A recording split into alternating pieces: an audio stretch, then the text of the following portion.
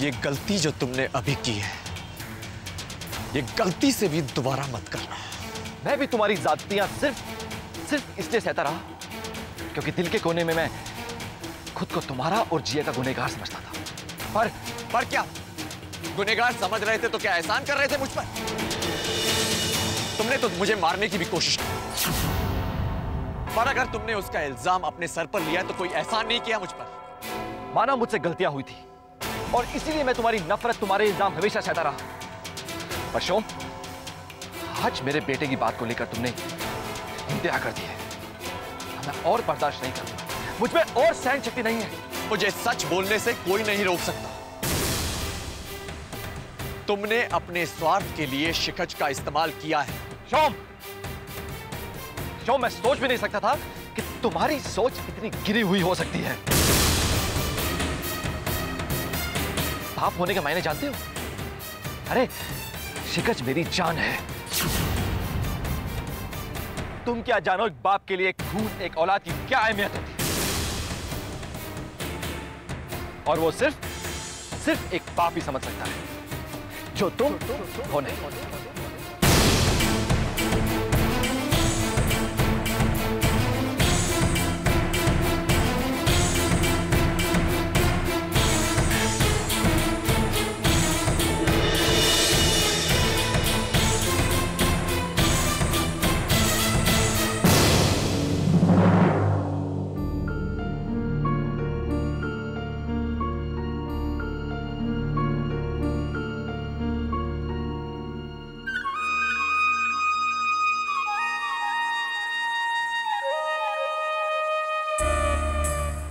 क्या बात है जिया, शोम अब तक नहीं आया? नहीं, पता नहीं दाक्षी, शोम को क्या हो गया है। शोम ऐसा सोच भी कैसे सकता है कि शिखज बीमार हो और इस मौके का फायदा शेखर उठाए। और शिखज की बीमारी की खबर सुनकर मैं उसे देखने भी नहीं जाऊं। ऐसा कैसे हो सकता है? दाक्षी, तुम भी तो एक माँ हो। क्या तुम्हें अपनी बेटी की रात दिन याद नहीं आती?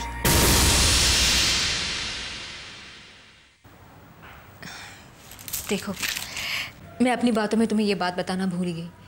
तुमने आज का पेपर पढ़ा? ये देखो दाक्षी, बिल्कुल तुम्हारे जैसा केस दिल्ली में हुआ है। पुलिस ने एक पिता को अपनी ही बेटी को किडनैप करने के जुर्म में अरेस्ट किया है। दाक्षी, मुझे लगता है कि तुम्हारे पति के खिलाफ भी हमें एक कंप्लेंट दर्ज करवानी चाहिए। ये देखो, यहाँ पर पुलिस के कुछ स्पेशल नंबर्स भी दिए। मुझे पूरा यकीन है दाक्षी, वो तुम्हारी बेटी को जरूर मिलवा देंगे।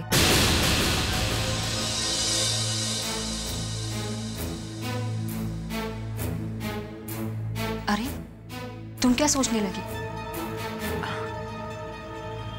कुछ नहीं, तुम बिल्कुल ठीक कह रही हो। मैं बात करूंगी इन लोगों से।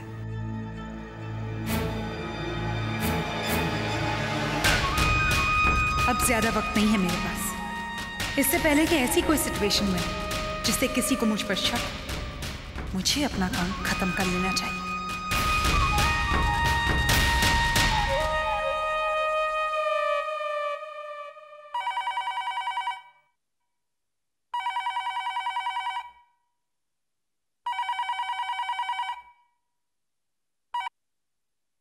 हेलो जिया।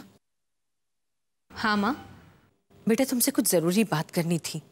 अगर तुम फ्री हो तो थोड़ी देर के लिए यहाँ आ जाओ। माँ वो जिया, देखो बात जरूरी है, इसलिए अगर ठीक है माँ, मैं थोड़ी देर के लिए आती हूँ।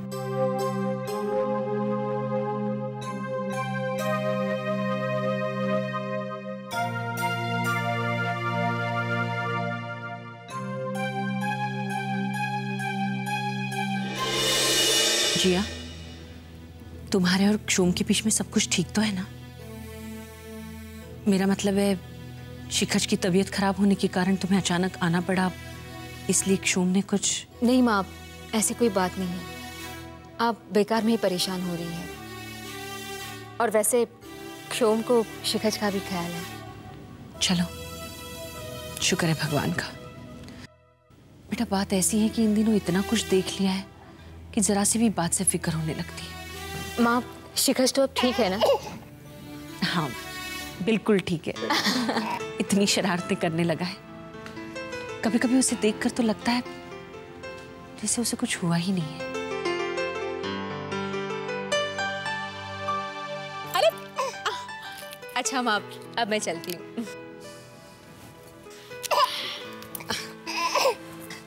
ये लीजिए, शिखज को संभालिए। आइए। बाय। अपना ध्यान रखना। जी माँ। जिया,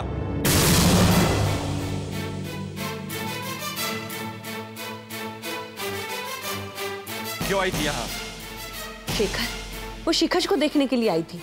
मैं हाथ जोड़ता हूँ तुम्हारे साथ। तुम्हें पहले भी मना कर चुका हूँ कि शिखज को माँ के बिना रहने की आदत डालनी होगी। क्यों उसे प्यार दिखाकर अपना मोहताज बना रही हो?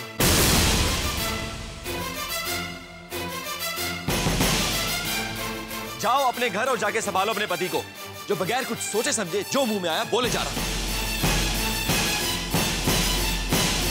तुम क्षोम से मिलकर आए? हाँ, मैं उसी से मिलकर आ रहा हूं और सुनकर आ रहा हूं घटिया इल्जाम जो उसने मुझ पर लगाए हैं। क्या कहा उसने तुमसे? तुम्हारे पति का कहना है कि मैं अपने बच्चे को तुम्हें वापस पाने के लिए इस्तेमाल कर रहा हूं। मैं जो ना जाने दिन में कितनी बार अपने बच्चे की बीमारी के बारे में सोच सोच कर मरता हूं।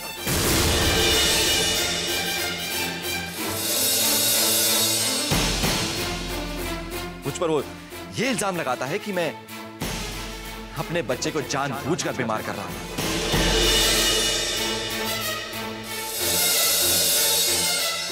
बस जिया, बहुत हो चुका।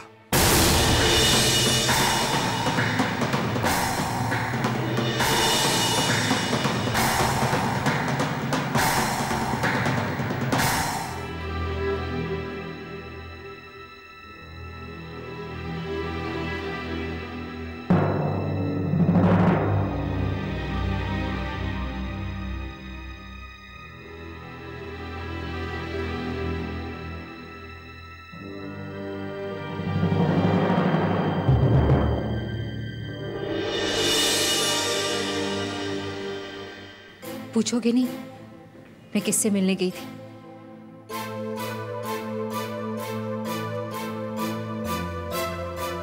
मैं शेखर से मिलने गई थी, लेकिन वहां मेरी मुलाकात शेखर से भी हो गई। तुम्हें क्या हो गया क्षोम?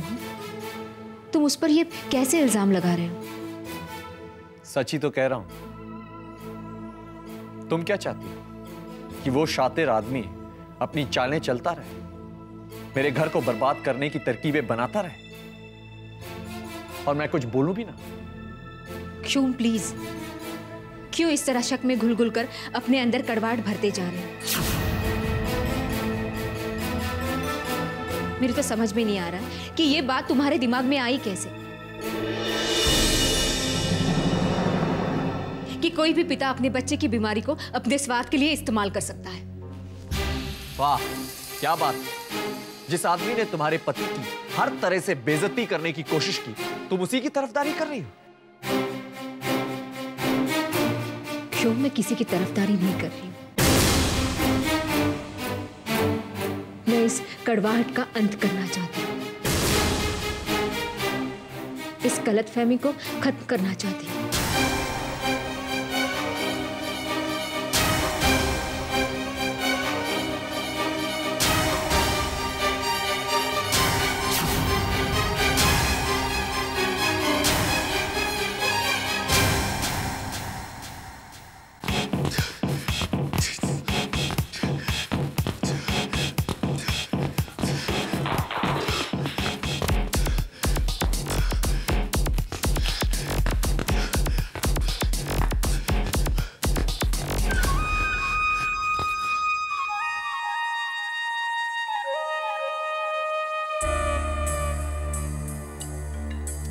अपना गुस्सा निकाल रहे हो?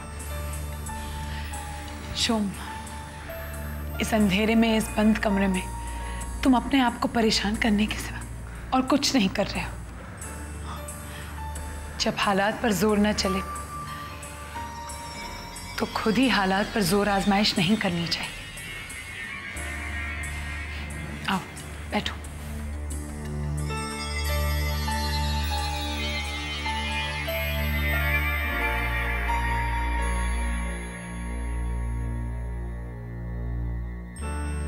मैं ठीक हूं। मैं समझ सकती हूँ तुम पर क्या गुजर रही है। तुम रोना चाहते हो ना? हिचकिचाओ मत, रो लो। अपने आंसुओं से अपने दिल के बोझ को हल्का कर लो। लेकिन प्लीज इस तरह से तड़प तड़प कर अपने आप को परेशान मत करो।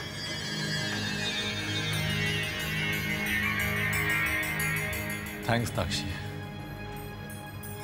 किस लिए? मुझे समझने के लिए। अगर एक दोस्त तो उसको नहीं समझेगा तो कौन समझेगा? That's what friends are for, right? जब तुम दोस्त होकर मुझे इतनी अच्छी तरह से समझ रही हो तो फिर जिया को क्या हो गया? वो तो मेरी पत्नी है, मुझसे प्यार किया उसने। उसे मेरी बात समझ क्यों नहीं आ रही है?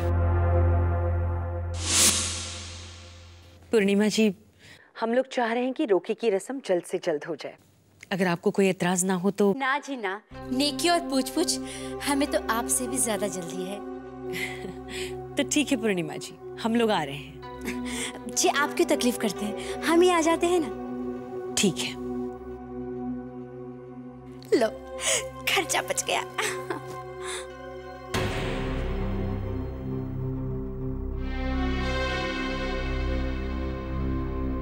ओए, अब तुझे क्या हो गया? ये मुंह लटका के क्यों बैठी है तू? देख, एक बात कान खोल के सुन ले। कल हम तेरी रोके की रस्म के लिए जा रहे हैं। अब कोई नया चांद मत चढ़ा देना, पहले ही कह देती हूँ। हाँ। अरे निशा के पापा।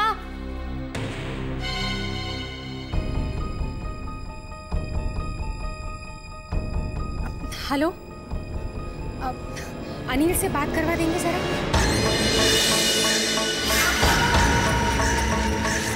कहाँ रह गई?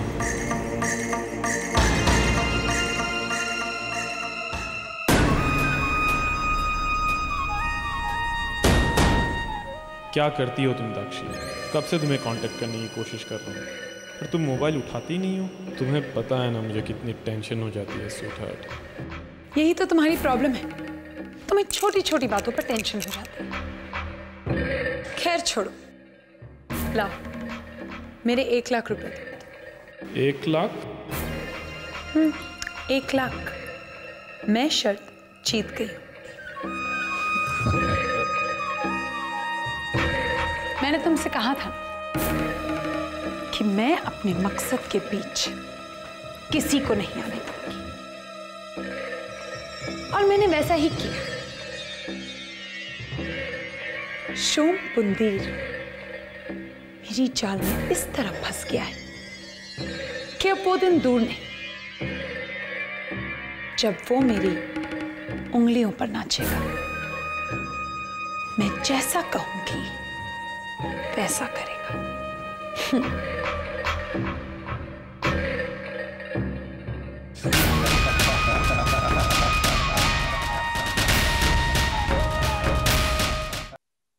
क्षोम,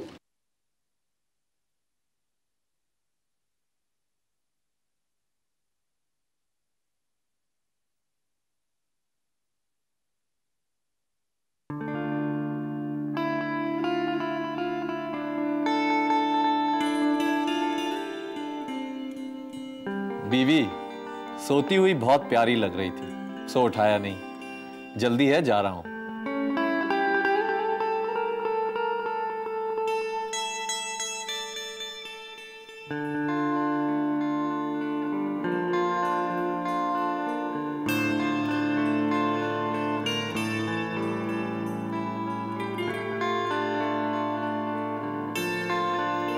अरे मेरा गुस्सा फोन पर मत निकालो, टूट जाएगा बेचारा।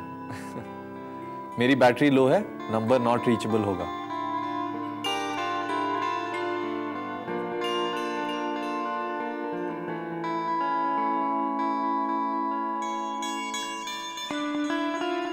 Not reachable.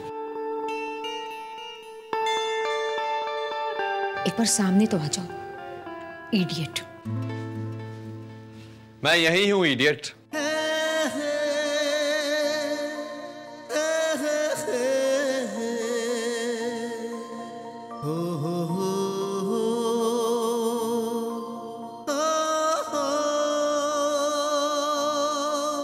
बस देख रहा था कि अगर मैं तुम्हें सुबह ना दिखाई दूं तो तुम्हारा क्या हाल होता है।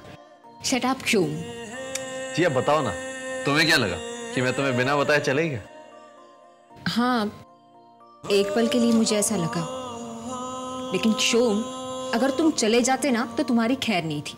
अरे बाप रे, फिर तो मैं कभी नहीं जाऊंगा। तुम तो बहुत डेंजरस औरत हो यार। शोम, किसी भी पत्नी को अच्छा लगता है जब सुबह उसका पति आंखों के सामने मिले और ब्रेकफास्ट भी घर से करके निकले।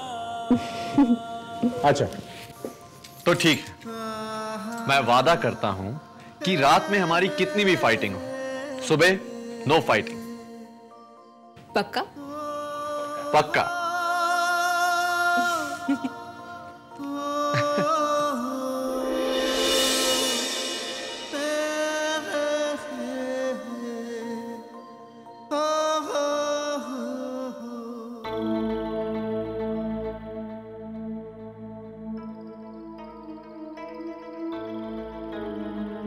शोम,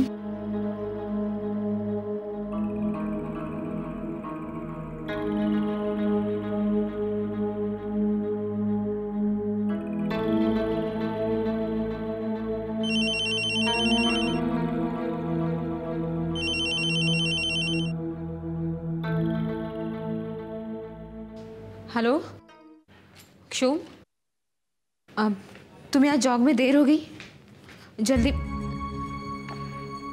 शोम, तुम ऑफिस में हो? मैं ऑफिस में हूं। लेकिन तुमने मुझसे वादा किया था कि नाश्ता किए बगैर तुम घर से नहीं निकलोगे। और तुम्हें अपना वादा याद है?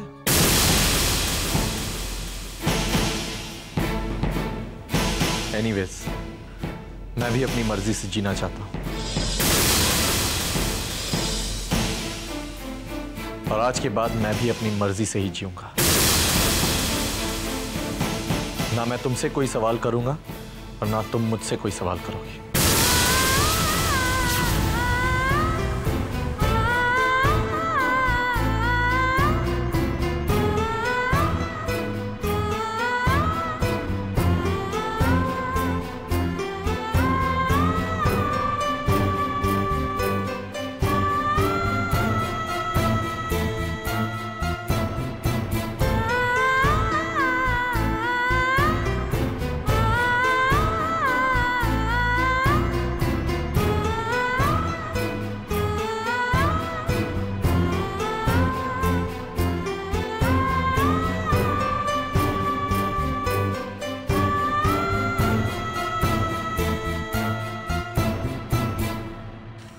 दाक्षी, तुम ये शोम के लिए टिफिन।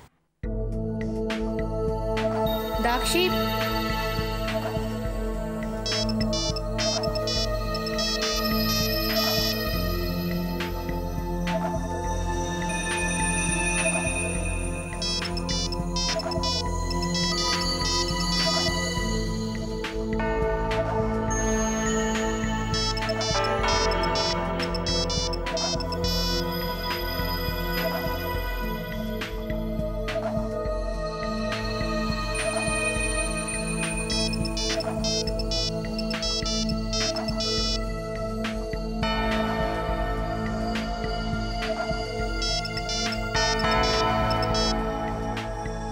Hi, sweetheart.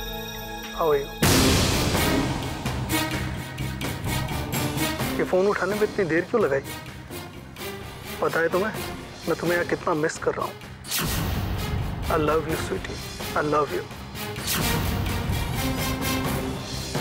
कौन बोल रहा है?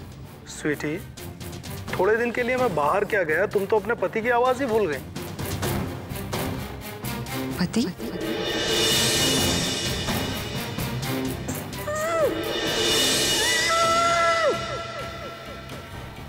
दाक्षी!